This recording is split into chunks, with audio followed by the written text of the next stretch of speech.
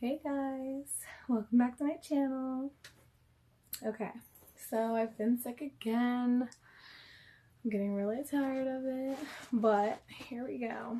I figure we're gonna go back to the book as a good entryway into making videos. So, alright. This is called The Interior Castle or the Mansions of St. Teresa. The second mansion. Now let us consider which are the souls that enter the second mansions and what they do there. I do not wish to enlarge on the subject, having already treated it very fully elsewhere, for I could not avoid repeating myself, as my memory is very bad. If I could state my ideas in another form, they would not weary you, for we never tire of reading books on this subject, numerous as they are. In this part of the castle are found souls which have begun to practice prayer. They realize the importance of their not remaining in the first mansion, yet often lack determination to quit their present conditions by avoiding occasions of sin, which is a very perilous state to be in. However, it is a great grace that they should sometimes make good their escape from the vipers and poisonous creatures around them, and should understand the need of avoiding them. In some way, these souls suffer a great deal more than those in the first mansions, although not in such danger as they begin to understand their peril, and there are great hopes of their entering farther into the castle. Sorry. I say that they suffer a great deal more, for those in an earlier stage are like deaf mutes, and are not so distressed at being unable to speak, while the others who can hear but cannot talk find it much harder. At the same time, it is better not to be deaf, and a decided advantage to hear what is said to us. These souls hear our Lord calling them, for as they approach nearer to where His Majesty dwells, He proves a loving neighbor, though they may still be engaged in the amusements and business, the pleasures and vanities of this world. While in this state we continually fall into sin and rise again, for the creatures amongst whom we dwell are so venomous, so vicious, and so dangerous, that it is almost impossible to avoid being tripped by them. Yet such are the pity and compassion of this Lord of ours. So desirous is He that we should seek Him and enjoy His company, that in one way or another He never ceases calling us to Him. So sweet His voice, that poor soul is disconsolate at being unable to follow His bidding at once, and therefore, as I said, suffers more than if it could not hear Him. I do not mean that divine communications and inspirations received in this mansion are the same as those as I shall describe later on. God here speaks to souls through words uttered by pious people, by sermons or good books, and in many other such ways. Sometimes He calls souls by means of sickness or troubles, or by some truth He teaches them during prayer. For tepid as they may be in seeking Him, yet God holds them very dear.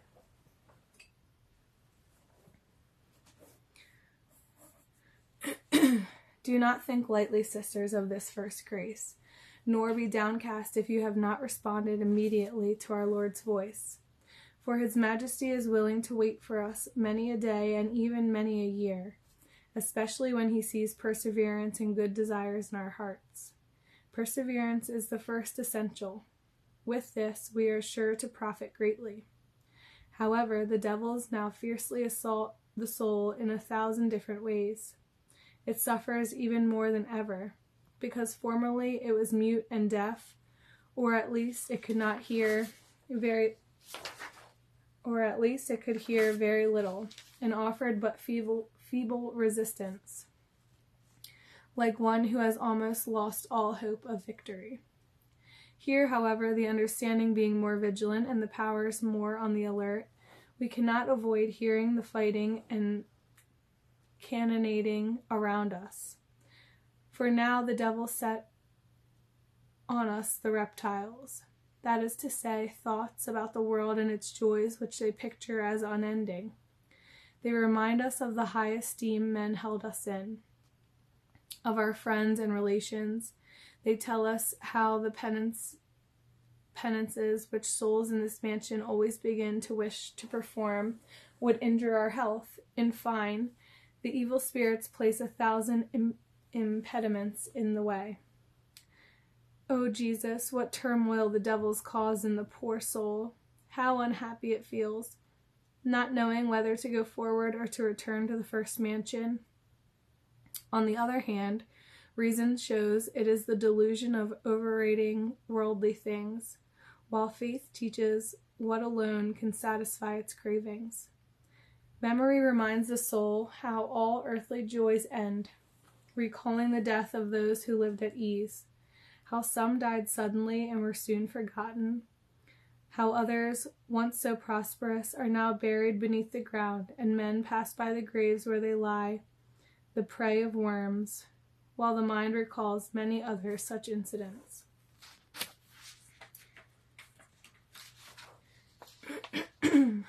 The will inclines to love our Lord and longs to make some return to him who is so amiable and who has given so many proofs of his love, especially by his constant presence with the soul, which this faithful lover never quits, ever accompanying it and giving it life and being. The understanding aids by showing that however many years of life must last, no one could ever wish for a better friend than God. That the world is full of falsehood, and that the worldly pleasures pictured by the devil to the mind were troubles and cares and annoyances in disguise. Reason convinces the soul that as outside its interior castle are found neither peace nor security. It should cease to seek another home abroad, its own being full of riches that it can enjoy at will. Besides, it's not everyone who, like itself, possesses all he needs within his own dwelling, and above all, such a host, who will give it all it can desire, unless, like the prodigal son, it chooses to go astray and feed with the swine. Surely, these arguments are strong enough to defeat the devil's wiles. But, oh my God, how the force of worldly habits and the example of others who practice them ruin everything. Our faith is so dead that we trust less to its teaching than to what is visible, though, indeed, we see that worldly lives bring nothing but unhappiness. All this results from those venomous thoughts I described, which, unless we are very careful, will deform the soul as the sting of a viper poisons and swells the body. When this happens, great care is evidently needed to cure it, and only God's signal mercy prevents its resulting in death. Indeed, the soul passes through severe trials at this time, especially when the devil perceives from a person's character and behavior that she is likely to make very great progress. For then all hell will league together to force her to turn back. O my Lord, what need there is here that, by thy mercy, thou shalt prevent the soul from being deluded into forsaking the good begun. Enlighten it to see that its welfare consists in perseverance, in the right way, in the withdrawing from bad company. It is of the utmost importance for the beginner to associate with those who lead spiritual life, and not only those in the same mansion as herself, but with others who have traveled further into the castle, who will aid her greatly and draw her to join them. The soul should firmly resolve never to submit to defeat, for if the devil sees it staunchly determined to lose life and comfort and all that he can offer, rather than return to the first mansion, he will the sooner leave it alone. Let the Christian be valiant. Let him not be like those who lay down to drink from the brook when they want to battle. Let him resolve to go forth to combat with the host of demons, and be convinced that there is no better weapon than the cross. I have already said, yet it is of such importance that I repeat it here. Let no one think on starting of the reward to be reaped. This would be a very ignoble way of commencing such a large and stately building. If built on sand, it would soon fall down. Souls who acted thus would continually suffer from discouragement and temptations, for in these mansions no manna reigns. Farther on, the soul is pleased with all that comes, because it desires nothing but what God wills. What a farce it is! Here we are, with 1,000 obstacles, drawbacks, and imperfections within ourselves, our virtues so newly born that they have scarcely the strength to act, and God grant that they exist at all. Yet we are not ashamed to expect sweetness in prayer and to complain of feeling dryness. Do not act thus, sisters. Embrace the cross your spouse bore on his shoulders.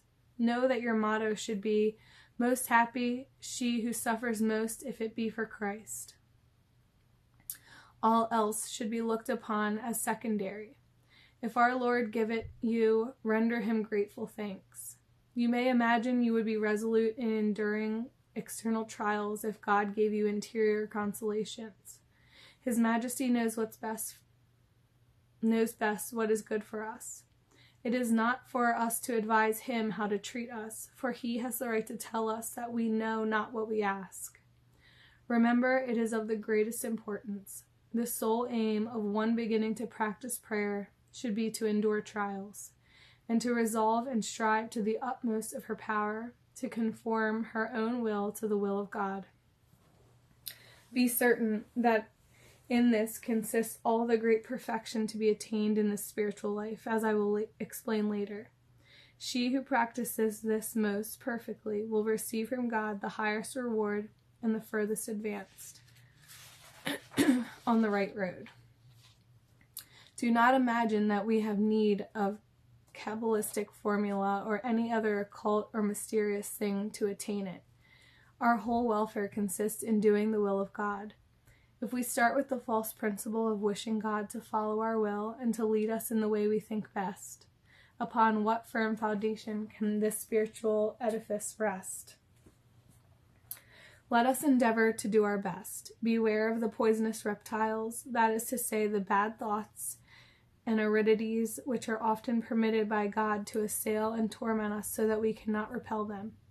Indeed, perchance we feel their sting. He allows this to teach us to be more on our guard in the future and to see whether we grieve much at offending him.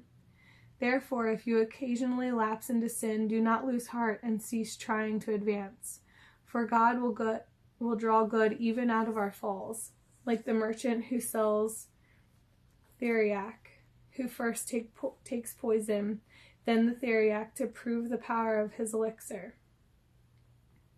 This combat would suffice to teach us to amend our habits if we realize our failings in no other way, and would show us the injury we receive from a life of dissipation.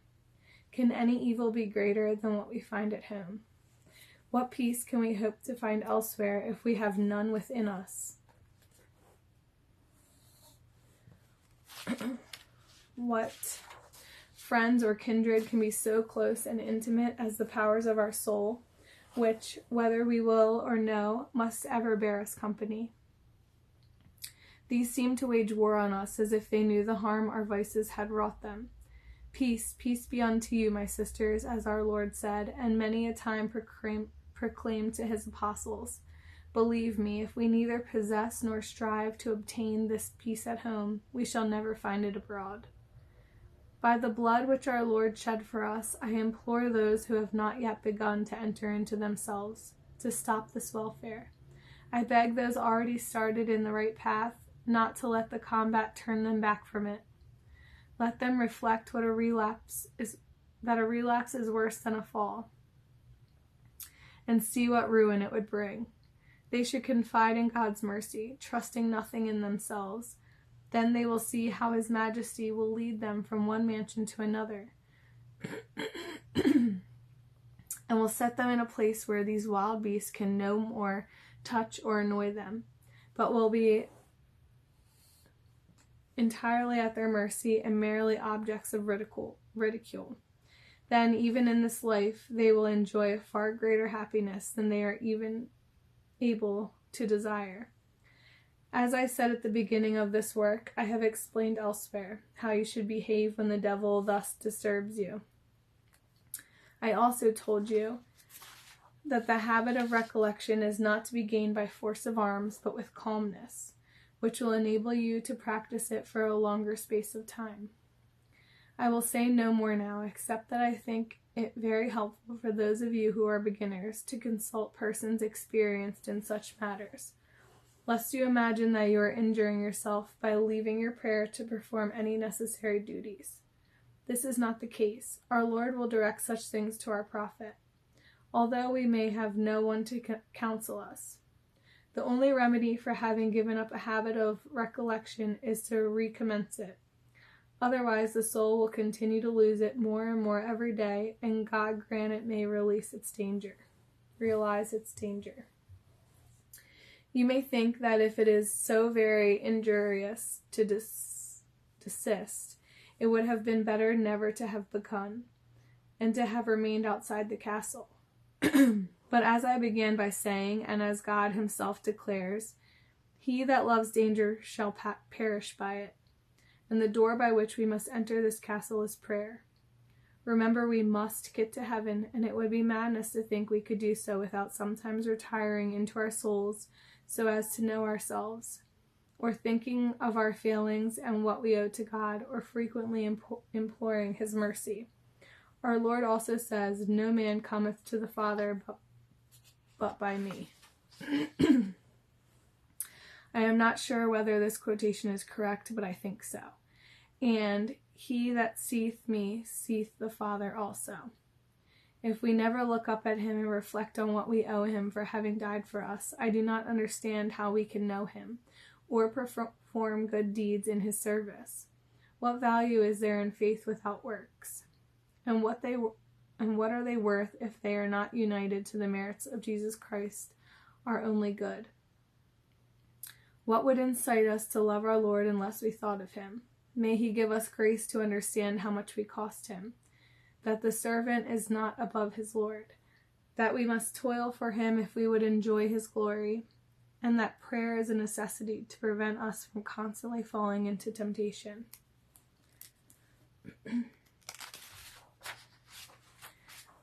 Okay.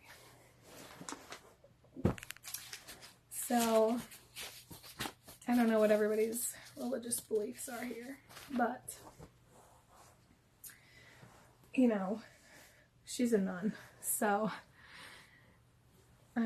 she's writing by what she knows and, you know, the way that the Bible writes. So she mentions Jesus a lot, and if you don't believe in Jesus, like, it's more so to me just the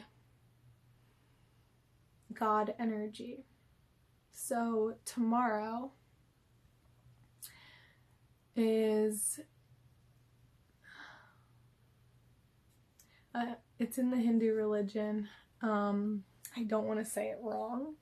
It's like Maha Shivaratri. I don't know. I'm definitely butchering that. But I just learned of it today, and I watched this video on it, and it happens to be happening tomorrow. And I'm on Eastern Standard Time, so it's happening tomorrow from like 12:40 a.m. to 10:40 p.m. And apparently it's like the biggest holiday in the Hindu tradition, where Shiva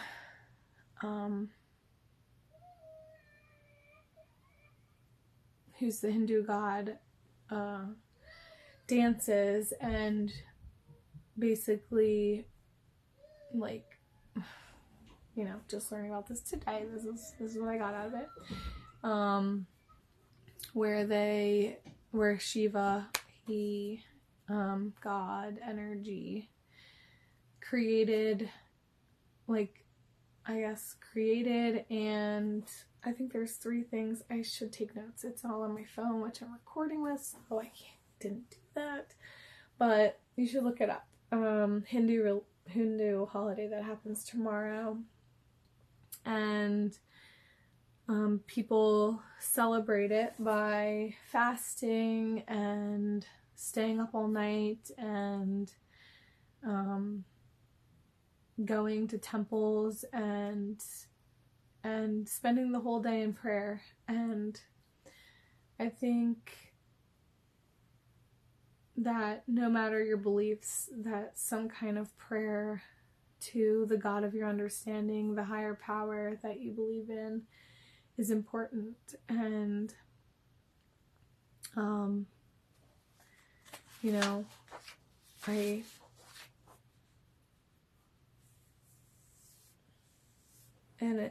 so it says, God here speaks to souls through words uttered by pious people, by sermons or good books, and in many other such ways.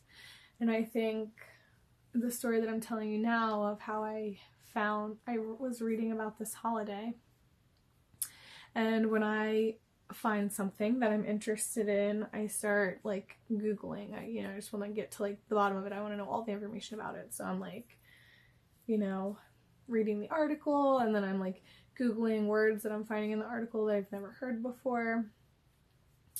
Like the dance that Shiva does, it has a specific name.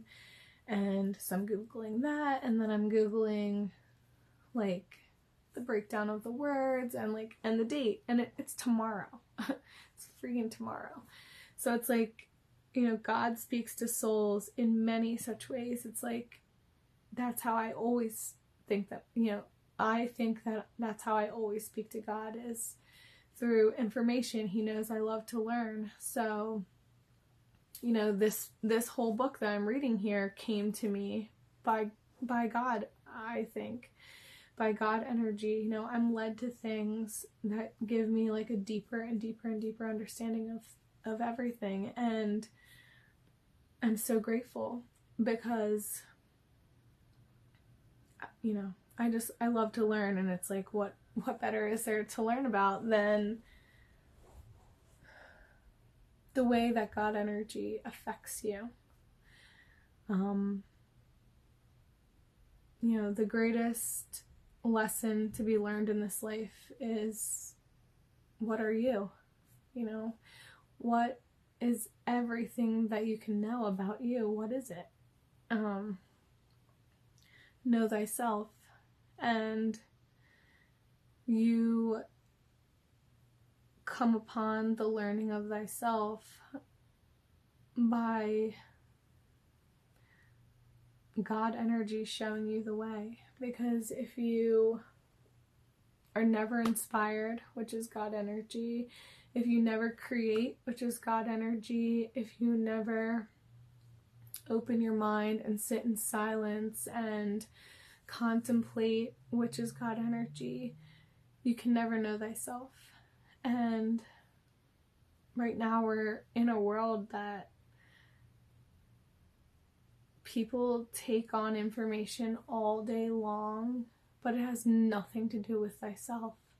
It has everything to do with what the media wants you to know, with what other people think is important, what, judgments and, merit. What does this person, think? Do they think that I'm doing good enough? Is this person gonna do something for me? Is this, none of that matters. Doesn't matter what other people can do for you. What can you do for you? What can you do for other people? That's the only thing that you have control of.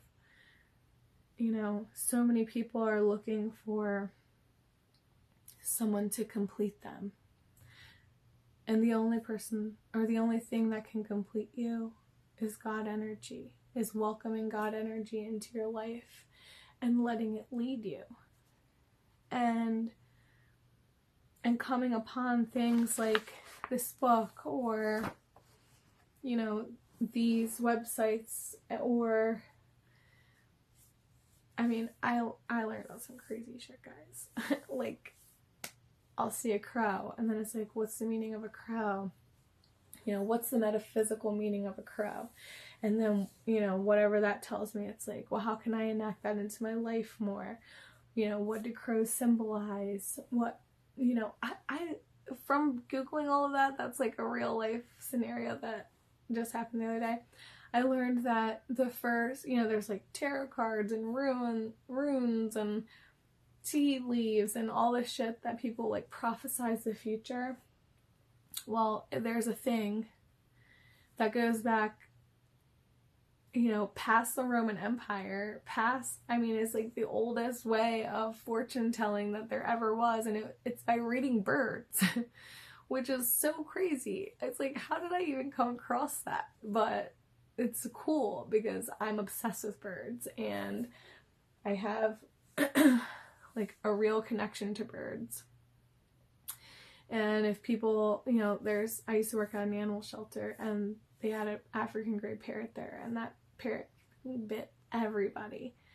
It loved me. Like, we had this like almost instant, like deeply spiritual connection, and I only stayed at that job as long as I did because I was being treated like absolute shit by all the employees, because like I believe that I'm psychic and I can hear animals' thoughts, and so it's like I know what they need, and when people, I'll make a bed for them that's like a cat bed with a blanket over it, with a heating pad underneath of it, with it's like for every cat, for 25 cats in this room, I'm making this little perfect bed for all of them. And people will just go in and they put like a fucking sheet on the floor, and they're like, that's good enough. You don't need to spend all this time. And it's like, if you don't need to spend all this time, why are we working here? You know what I mean? But anyway, yeah, so I stayed there for a really long time, freaking years, like, I think like 7 or 8 years, because of this bird. And to this day, I think about her every day, and I should probably just go adopt her, but there's a lot going on here, so, at my house, so I don't know that this would be the best environment for her, but I have like this deep like understanding and relationship with birds, and I used to tell everybody, like, I think birds are descendant of dinosaurs. They tell me I'm a freaking nut. And then I went to the Smithsonian, and there's this whole video presentation in the Smithsonian about how birds are actually descendant of dinosaurs, and dinosaurs, like, technically are still living today through birds, and that there's now more bird species than there ever were dinosaurs, which is pretty freaking cool.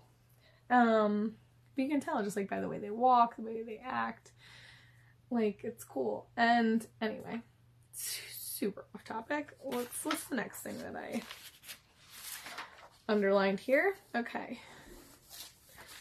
The understanding aids by showing that however many years of life might last, no one could ever wish for a better friend than God.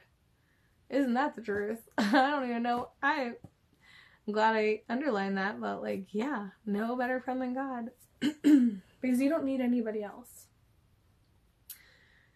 When God energy is completely filling your heart and your life and is leading you down this path of grace and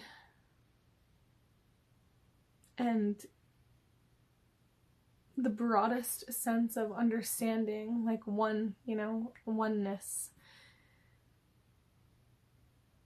then you just don't need anybody else, and everything is so achievable for you because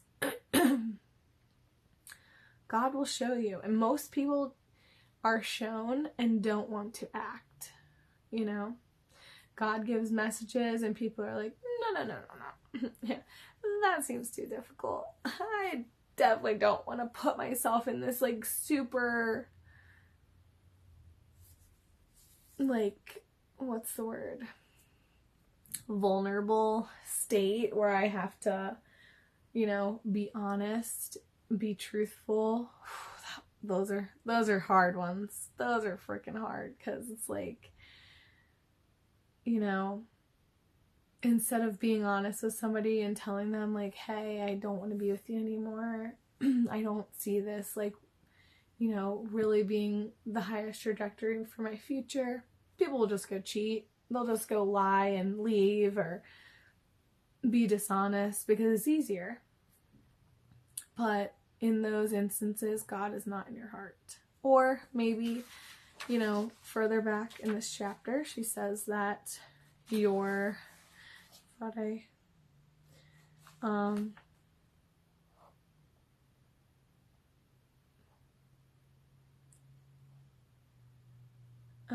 didn't underline it, but,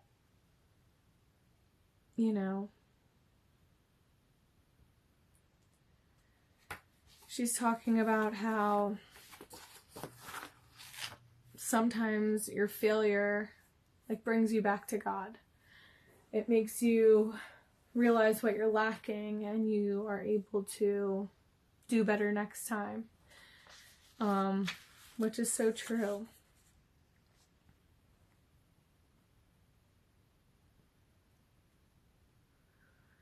I really can't find it, which sucks. I'm not gonna spend too much time, but yeah, no better friend than God. It's like, you know, I remember when I smoked cigarettes and people used to say, like, it's so bad for you, why don't you stop? And I'm like, because cigarettes are always there for me. Cigarettes never bitch at me. They never leave. They, you know, they just, like, they're always there when I need them. And I justified smoking for a long time like that because sometimes you just need something that's always fucking there and doesn't go anywhere and doesn't bitch, doesn't say shit, doesn't need anything from you besides your life, you know. It's probably why I'm always sick now, but yeah, but I quit smoking and I found God, and honestly, I quit smoking through the grace of God. I remember smoking my last cigarette and just thinking, like, God doesn't want me to do this anymore. And I never smoked another cigarette again. And that's, like, the relationship and faith that I have in God. It's so immeasurable, you know. Anything that God tells me to do, I do it. Because I know I have not done it and watched things freaking unravel. And then I have to sew it all back together again. It takes so much precious life energy that you should be spending on better things, you know? You should go to the sauna. You should just take a walk in nature. You should make a picnic outside. You should paint a picture, you know, like, life energy that you're spent just trying to stitch your life back together because you didn't fucking listen. There's better ways to spend your energy. So now, when I get that hit of, this is what you need to do, I'm like, yes, on it.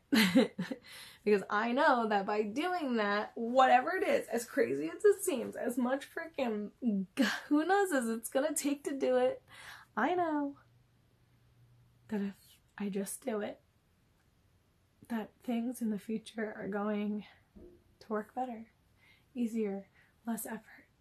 It's going to be more miraculous than I could ever imagine because it's happened to me a billion times in my life.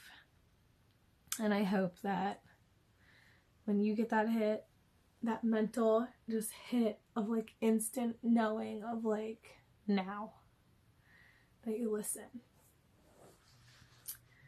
and pray about it. You know, if you're like, is this really a message? Yes. Most likely it is.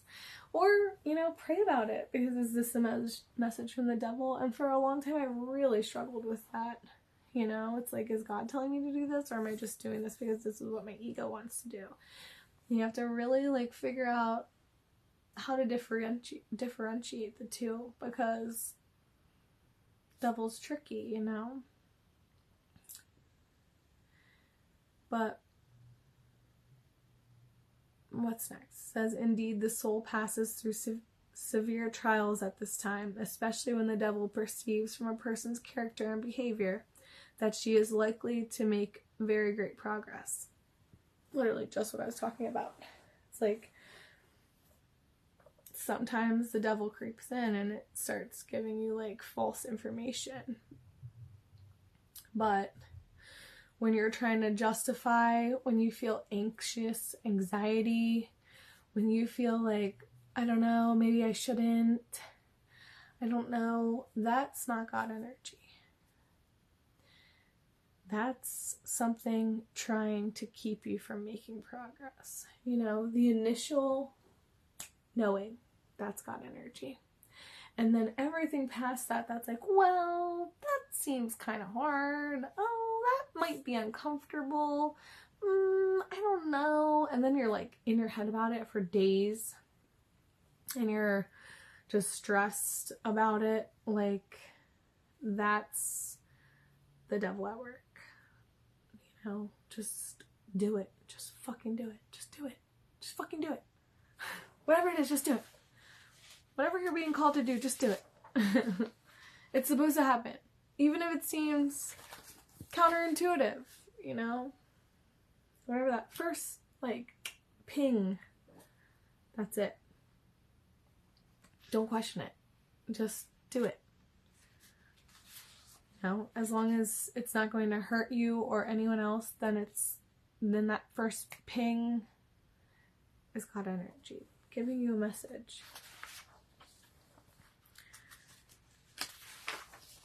And it says, can any evil be greater than what we find at him? What peace can we hope to find elsewhere if we have none within us? So true. Know thyself. Find peace in yourself. Create a peaceful life. And then any situation that you go into in your day-to-day that feels semi-chaotic, even if the energy itself feels good, but the people in the environment are like, well, I have this to deal with, and I have this to deal with, and I have this to deal with. Don't take that on. That's not yours. That's not yours. You have peace within you. And you can say, oh, okay, good luck. You know, I'll pray for you. Don't take that shit on. Stop doing that. I had to tell myself, stop doing that. If people get themselves into trouble, let them get out of it. Because we hate to see people suffering. We hate to see people in uncomfortable scenarios because we know what it's like to be uncomfortable. And so we're like, oh, here, let me spend all my energy helping you get out of the situation that you got yourself into. And do they learn? No. Let them be uncomfortable. Let them struggle. Let them struggle. That's not you. That has nothing to do with you. That's on them. These are their lessons. You worry about your lessons. You know, you stop your own struggling by following God's guidance. And you allow other people to struggle for as long as they need to, because that's them struggling against following God's guidance. And you can't help them. And if you try to help them, all you're going to do is waste your energy. I have done it for so long. So long, I still do it sometimes. No, not everybody's perfect. I still help people because I'm like, you're struggling, let me freaking help you. And what do? Become resentful. Because they are taking resources from me. Money, time, energy. You know, time that I could be spending with my daughter, with you guys, on my videos, in my creation of whatever I want to be doing. Like, don't spend your energy fixing other people's problems. I have helped drug addicts and homeless people. And I mean, guys, I used to work like 4 jobs. If anybody called out, I worked at a restaurant. If anybody called out, I'd take their shift while working 4 jobs. Like, because like oh, you need that day off? Yeah, I'll do it. Okay, no, okay, yeah, maybe sometimes you do, I'll do you a favor, you do me a favor, okay. Equal energy exchange. But when people are just using you, I don't know if anybody on here recognizes me because I dated a YouTuber once who was a fucking nut. A fucking nut. And if any of you still follow him, go unsubscribe. Literally. Because it's crazy. He's crazy. And he will use everybody to the last drop. And then he will just like discard your empty energy body and move on to the next one. He's a fucking parasite. But I've dealt with so many people like that in my life that it's crazy that it took me so long to learn this lesson. So long to learn this lesson. But find peace within you. Pray for peace for other people. Allow them to struggle. Allow them, because it's not your problem. And just trust me. Their problems are their problems. Unless it's a child, I'll always help children. I will, I tell people I'm not getting any Christmas gifts unless you're under the age of 18. And I still buy a lot of fucking Christmas gifts because I know a lot of kids. And kids are the ones that you need to help. When they grow up, you should be taking care of them as children and teaching them so that when they grow up, they can do for themselves. You don't help adults that can do for themselves and just refuse to. No. Oh, I did. No. Oh, I think I underlined this because it said, let them reflect that a relapse is worse than a fall and see what ruin it would bring. I don't agree with that necessarily.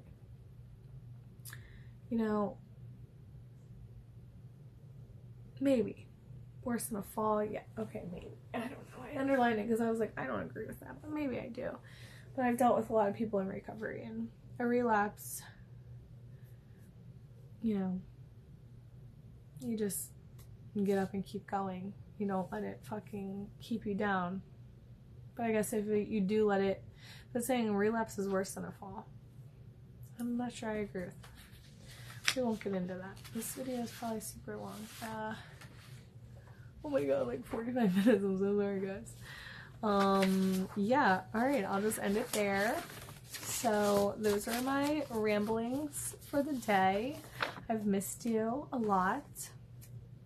I've been sick, which I also think is the devil at work, because, like, when it was saying that the devil will try to take you down when he sees that you're progressing, and literally ever since I made this YouTube channel, I've been sick, and I've like literally lost my voice multiple times. It's crazy, but yeah, so